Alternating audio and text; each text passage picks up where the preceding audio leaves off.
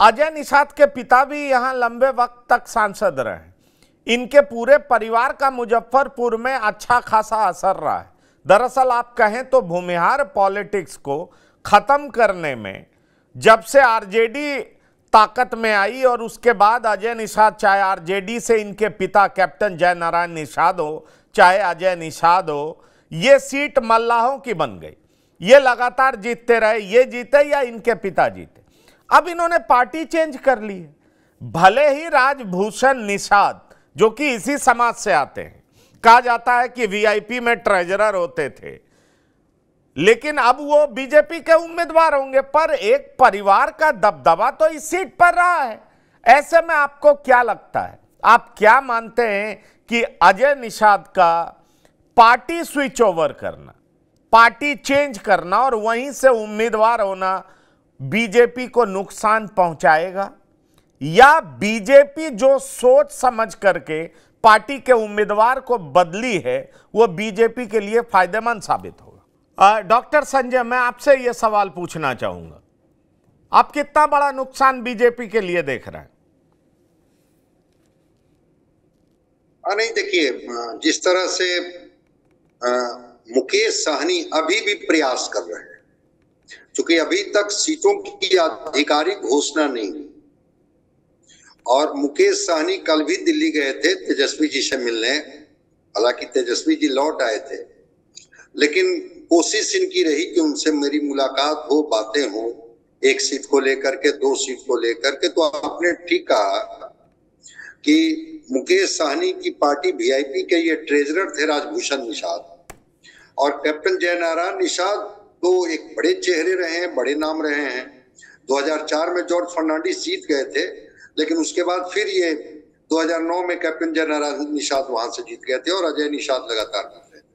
तो जयनारायण निषाद और अजय निषाद, ठीक है, जितना भी इनके खिलाफ एंटी इनकम्बेंसी हो, फीडबैक गया हो इनके खिलाफ में, लेकिन एक चेहरा तो है।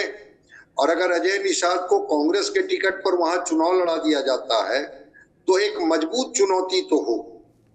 लेकिन जो अभी उम्मीदवारों की लिस्ट आ रही है, कुछ निर्दलीय, कुछ बागी, तो अगर वहां त्रिकोणीय संघर्ष होता है, चतुष्कोणीय संघर्ष होता है, तो उस स्थिति में मुजफ्फरपुर की सीट फंस सकती है।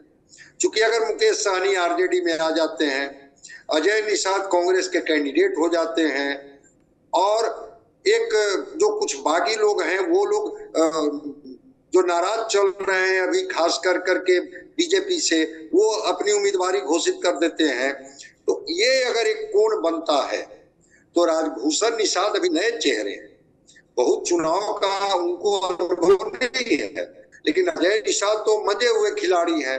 और जो वोटों का अर्थमेटिक है, केवल निषाद वोट ही तो नहीं है ना, और भी वोट है, जिस पर हम लोग चर्चा करेंगे कि कैसे महागठबंधन में जातीय समीकरण को साधने की कोशिश की जा रही है, कि दक्षिण बिहार में कुशवाहा को साधो और उत्तर बिहार में भूमिहार को साधो।